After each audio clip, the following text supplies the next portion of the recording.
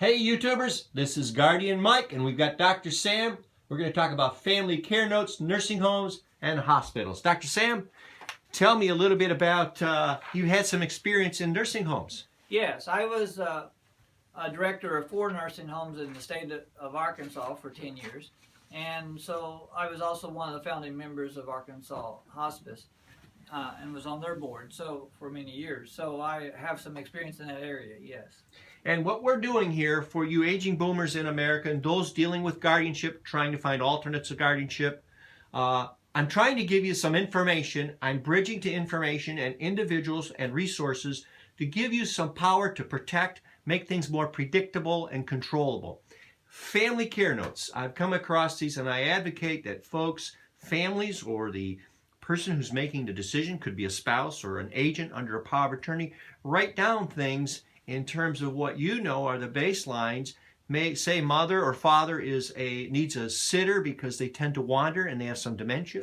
They need their pills crushed and they need the pills to be presented in maybe applesauce. So there are situations in 2 different environments I'd like to talk with you about, Dr. Sam. One is the nursing home, family participation. One is the hospital environment, family participation. And then the situation where the doctor has not ordered anything, but or the situation where the doctor has ordered it, the pecking order, the decision-making process, and how I can put on the wall, please crush mom's pills. Please note mom tends to be a wanderer. She has dementia and she may need a sitter. Mom doesn't like chicken. She likes beef, anything like that. Doctor, tell me a little bit about, let's start with a nursing home, family participation. Tell something I want to know from the standpoint and make it relevant to our audience, what they can do to protect their loved ones, what they can do to bridge to better. The nursing home setting is a lot different than a hospital setting, and the rules is a little different. In a nursing home setting, you have a physician who typically, unless there's major problems, typically will only see the nursing home patient once a month. If you're in a hospital, they'll see them daily, so that's a big difference. So in the nursing home, I think the family has a very big role in helping keeping not only the nursing staff, but through the nursing staff, the physician, aware of those kinds of concerns, such wandering the halls, whether the pills are crushed or not crushed. Most physicians are very happy to address those issues if they will come to them. Those are not actually issues that tend to happen in the hospital, because in the hospital there's daily orders and the doctor tends to address them on a much more concise manner. And also in the hospital there's so many urgent decisions been made all the time that those kinds of issues get put in with the other orders because they come to attention. In a nursing home, when a doctor is not coming maybe to the nursing home so often and not seeing that patient but once a month, then there's a tendency for those issues never to get to the doctor, and ultimately that the one who can help make the decision isn't aware of the problem. And so that can be a frustration, a very big frustration. Therefore, the family can be an advocate, strong advocate, by writing notes, making the nursing, being actively involved. In fact, my experience with nursing homes is they're very happy whenever there's family members very involved in the care of the loved ones in the nursing home. Visiting them, helping make those kinds of decisions, helping directing their care. They don't actually most of the time consider it such a problem as it is as a help. And actually, I think they appreciate families caring about their loved ones there instead of maybe sometimes feeling like they're deserted there. Because a lot of those people in nursing homes aren't real happy at first going there because they feel like their families kind of shoved them off, you know. And that isn't what families do, but the person who's getting put there, you know, they've lost their independence, and that tends to bring out a little bit of animosity sometimes for a short period of time until they realize that sometimes it was the best decision if they can reach that point. So a family could type up and print like I have behind you there, mom's pills, please crush. Yes. And, you know, it's a something. And they could also say family care note of the Adams family, please crush mom's pills, and submit it to the nurse's desk and say, put that in my mom's records, and sign it as spouse or agent under a power of attorney or whatever. Correct? Now, what you'll have to do is there's a hierarchy. What happens is there has to be an order for things that's related particularly with medicines. Now, not everything like wandering necessarily, but for medicines, the doctor would have to approve it. So what the nurses, they'll talk to the nurses. Once the doctor has approved it and put it on a chart, then the family can write that and post it. Not only can they do it then, but then, you know, like a nursing home will have scheduled nurses that go on and go off, and maybe they crush the medicines is at the very admission note, and then all the orders down the road, maybe it gets kind of missed somewhere along the way, so the family can remind them.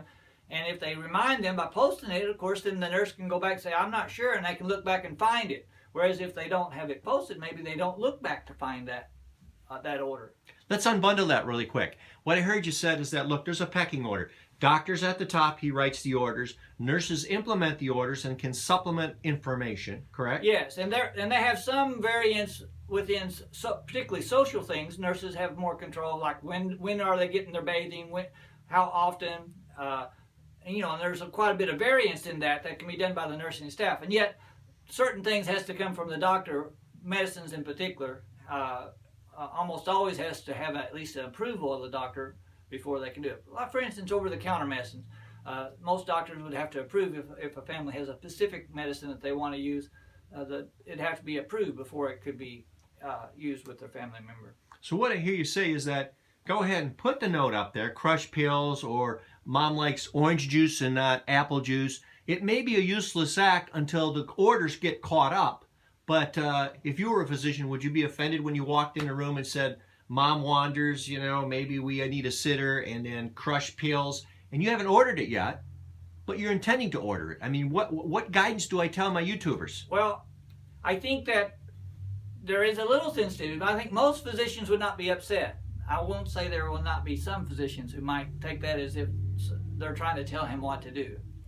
So if you're a little sensitive and you want to make sure that you talk to them, or even I was not opposed to meeting. If the family asked to meet with me, I was not opposed to addressing those things and us ironing out some details at a meeting of the family. I think those kinds of things, if the physician wasn't able to meet with you, or he kept putting it off, then I think it would be more appropriate then to go ahead and maybe post those kinds of things.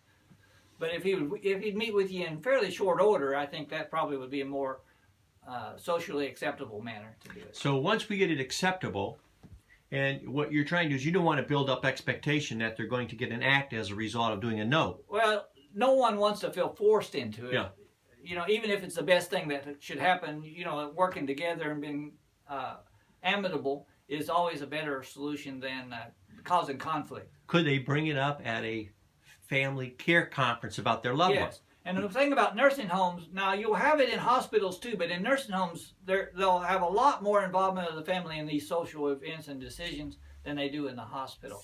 So actually, I think that if family wants involvement, most of the outpatient, out of the hospital and acute care where lots of decisions are happening that are medical, where there's a lot more social events, I think families have a lot more rights and a lot more control than they realize they have on directing how the care and what's happening and when the outings are and what social events their loved ones are partaking in.